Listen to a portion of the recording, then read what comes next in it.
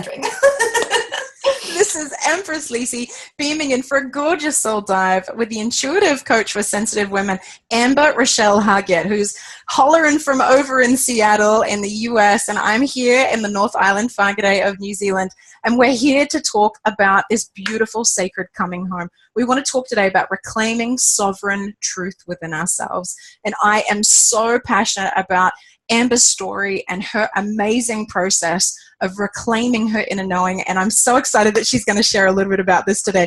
Why is it that we have to do this in this world today as highly sensitives, as people who feel deeply, as empaths? Why do we need to be able to be reclaiming our truth, Amber?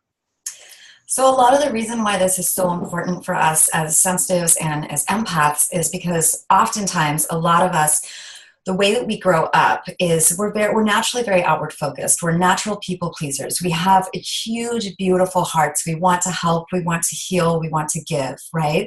And that's a beautiful thing. But because we are so naturally outward focused and because we feel at such a deep level, it can become hard for us to go back within. It's difficult for us to ground ourselves and to come back to ourselves because we're out here so much. We're taking in so much information from the world around us.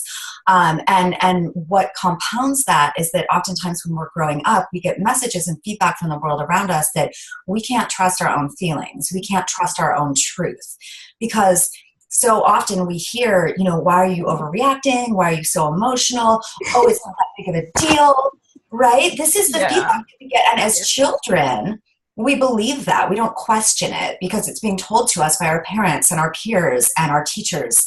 And so we take that information and go, oh, I maybe can't trust my own feelings. Maybe I am overreacting. Maybe I am too sensitive. Maybe I am not seeing things correctly or seeing things the way that I should.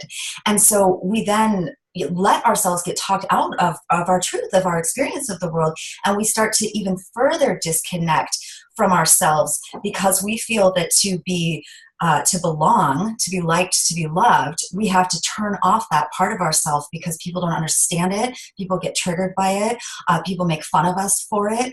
And so we become even more outward focused. And when we grow up doing that for years and years and years, it gets to the point where we can no longer hear our own voice, the inner voice. We don't even know what it means to connect to our own truth. And that causes so many problems. So many. So much pain because all we want is to give and to heal and to help. But when we get to that point where we're so depleted and so disconnected from ourselves, we're overwhelmed, we're depressed, we're anxious, we're resentful, we're drained and depleted. And in that space, we're really not able to give the way that we have the capacity to or that we deeply desire to. And so that is why it's so important to learn how to come back to yourself, how to come back to your truth, how to reintroduce yourself to yourself, really. Yeah, exactly. Introducing ourselves to ourselves, that it sounds ridiculous. It does. It's so necessary. What percentage of the population would you say have had this experience? Highly sensitives, what do you feel proportionally they are to the general population? So there's actually statistics on this that 20% of the population has this genetic trait. And what's interesting is that, that's a lot of people. That's 1 in 5, man. 1 in 5. Yeah. That's us. But we also are technically a minority in the grander scheme of things because there's 80% of the population that doesn't experience the world the way that we do. And so we live in a world that is not really built to fit us. Yes. And that can feel very hard and we can feel very deeply misunderstood. And, I used to feel like I was an alien, like I didn't belong here on this planet. Sometimes I still feel that way, but we've got cute antennas. yes, it's our little intuitive feelers. Yeah. But it's not that we can't thrive in this environment. It's just that we have to stop trying to, it's like we're a square peg and we're trying to hammer ourselves into a circular hole. And the more that we hammer ourselves, the more we lose our true form. Mm-hmm. And so the work that, that I do and that we're talking about here of coming home to your sovereign truth is to stop pounding yourself and to start accepting yourself. And instead of trying to fit into a world that doesn't fit you, start building a life for yourself that allows you to thrive. But to be able to do that, you first have to connect back to your needs, to your truth, to be able to hear your inner voice. And I'd love to hear, a pivotal moment when you did this, sweetheart, when you become entrained to those external influences that caused you to doubt your knowing and disregard your own feelings and pilot yourself according to their directions and their instructions. What happened for you when you realized that you could no longer do that anymore, honey? So for me, it got to a point where, my inner destruction really physically manifested itself as a very serious eating disorder. And I was caught in that for a very long time. But the beauty of that is that on the flip side, to come out of that, to heal from that, I really had to learn how to show up for myself. Because when I first sought treatment for it, and I first started healing, I was doing it for everybody else. Like I did everything because it was upsetting my family and it was upsetting my friends. And it had gotten to a point where I realized that I wasn't just hurting myself, I was hurting the people that I loved. And in that place, that was the only thing that would motivate me to get help. But that only took me so far.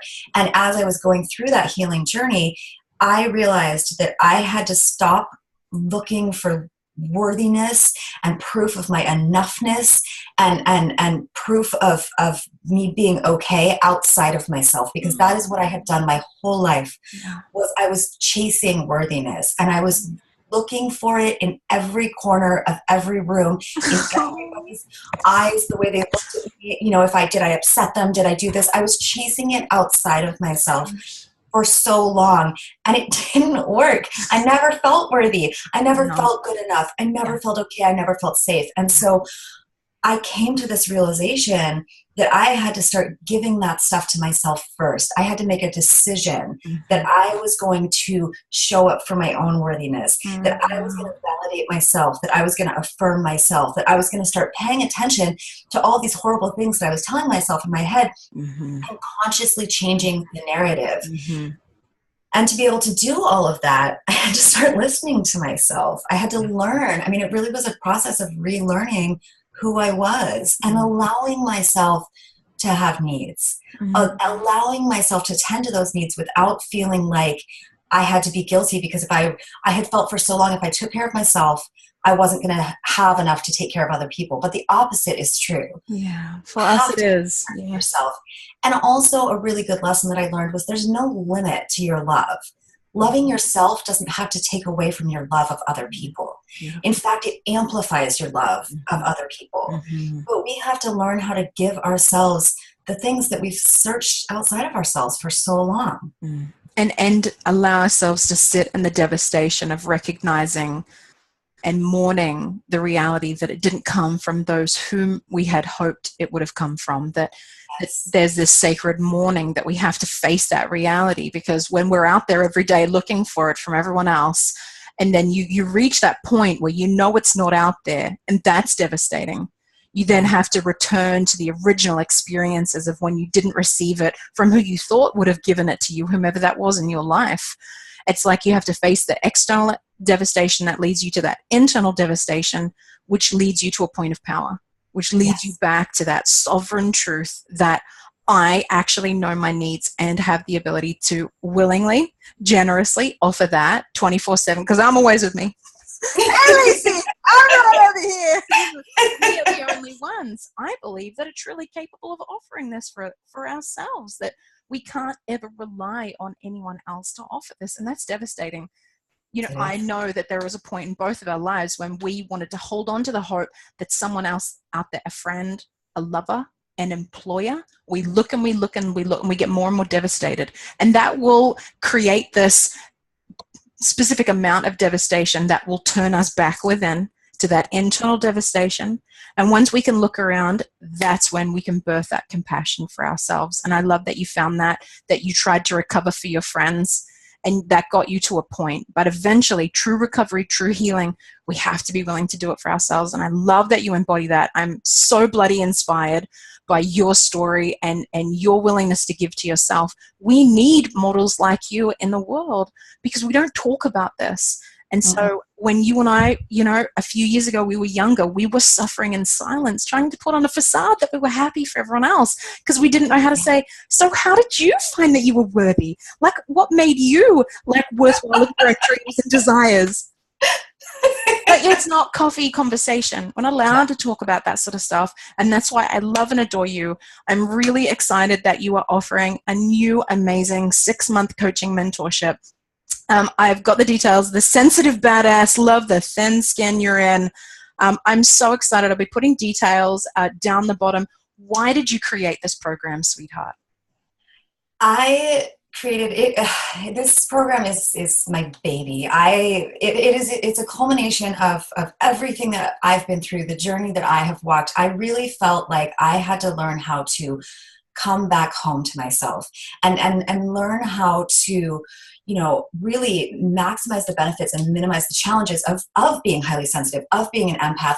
And it changed everything for me. And I've been working privately with women, you know, for the last couple of years, and I've seen the patterns, and I've seen that it's not just me, and that this work is so deeply needed. And so that's what inspired this program, because it's possible for everybody. Like, I'm not special in the sense that everybody can do this work, but it's so hard for us when we're alone, and when we're not having those conversations, we feel like we can't have those conversations. And so, you know, this program has a really great group aspect to it. There's going to be 10 women in it, so that we're creating this sacred container and sisterhood for you to be seen, and understood in a space where you don't feel like you have to explain yourself, you don't feel like you have to apologize for your feelings. And then to have the one-on-one support from me to help guide you through this journey of coming back to your truth.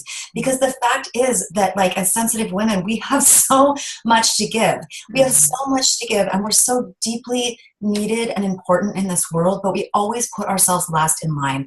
And this program is about learning how to come back to find your inner badass, because it's in there, whether you know it or not, it is in there, and to really build this strong foundation of connection to yourself, to your truth, to your inner compass, so that then you can go out and give at your, you know, greatest capacity as a mother, as a employee, as, you know, a friend, whatever is your inspiration, is your purpose, but to come from that healed place and to have that worthiness within you, because when you claim your own worthiness, you give other people permission to do the same.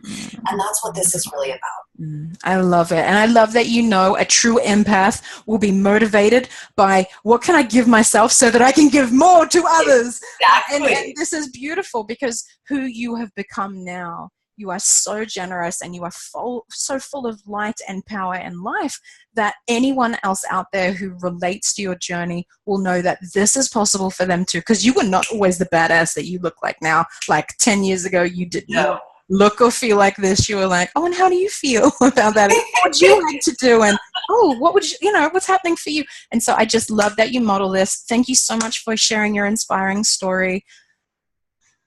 I'm so amazed by you and so excited for your program.